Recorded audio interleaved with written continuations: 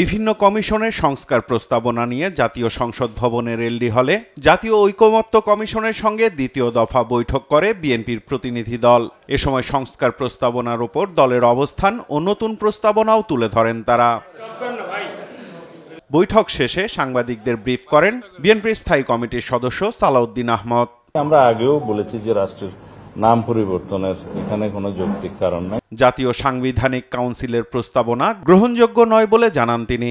এই সমস্ত নিয়োগের ক্ষেত্রে প্রধান এবং সদস্য সবার নিয়োগের ক্ষেত্রে যে তাদেরকে ক্ষমতা দেওয়ার জুরিসডিকশন দেওয়ার কথা বলা আছে, এগুলো আমরা একমত নই। এই জন্য যে রাষ্ট্রের মধ্যে আর এক্সিকিউটিভের ফাংশনটাকে এত বেশি লিমিট করা হবে যে এক্সিকিউটিভ এবং প্রধানমন্ত্রী যিনি যে নামেই ডাকি তাদের আর তেমন কোনো রাষ্ট্র পরিচালনার ক্ষেত্রে এখতিয়ার এত বেশি লিমিট করা হয়ে যাবে যে রাষ্ট্র পরিচালনার দায় হয়ে যাবে। অথচ রেসপন্সিবিলিটি থাকবে ইলেক্টেড রিপ্রেজেন্টেটিভ হিসেবে জনগণের কাছে এবং সংসদের কাছে সেই নির্বাচিত প্রধানমন্ত্রীর, অথচ তার কাছে তেমন কোনো পাওয়ার দেয়া থাকলো না।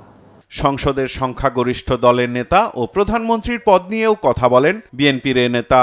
যদি দুইবারের পর একবার গ্যাপ হয়, তার পরবর্তীকালে যদি জনগণ নির্বাচন করে সেই পার্টিকে মেজরিটি পার্টি হিসাবে, সেই পার্টি যদি ডিসাইড করে তাহলে সেই একই ব্যক্তি প্রধানমন্ত্রী হতেও পারেন।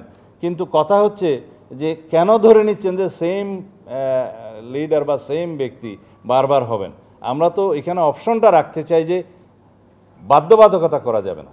সংসদের সংরক্ষিত আসন ও দ্বিকক্ষ বিশিষ্ট সংসদ গঠনের বিষয়ে একমত হলেও পরবর্তী নির্বাচিত সংসদই সিদ্ধান্ত নেবে বলে দলের অবস্থান জানান তিনি। উচ্চকক্ষের মনোনয়ন পদ্ধতি বা নির্বাচন পদ্ধতি কি হবে, কারা আসবে, প্রপোর্শনেট আসবে কি নাই আসবে, তা আমরা বলেছি সেটা আগে দ্বিকক্ষ বিশিষ্ট পার্লামেন্টের অ্যামেন্ডমেন্টটা সংসদে গৃহীত হোক, দ্বিকক্ষ নির্মিত হোক, তারপরে সেই নিয়োগ প্রক্রিয়া সম্পর্কে সংসদে আলাপ আলোচনার মধ্য দিয়ে সেই মনোনয়ন প্রক্রিয়া, নির্বাচন প্রক্রিয়াটা নির্ধারণ হওয়া ভালো। রাষ্ট্রপতির কার্যক্রমের এখতিয়ার বাড়ানোর প্রস্তাবনা নিয়েও কথা বলেন সালাউদ্দিন আহমদ। প্রেসিডেন্ট হচ্ছে nominal head of the state.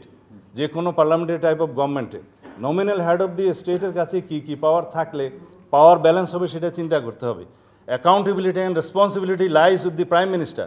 সংস্কার প্রস্তাবনা নিয়ে আগামী 22 এপ্রিল ফের জাতীয় ঐকমত্য কমিশনের সাথে বৈঠকে বসবে বিএনপির প্রতিনিধি দল।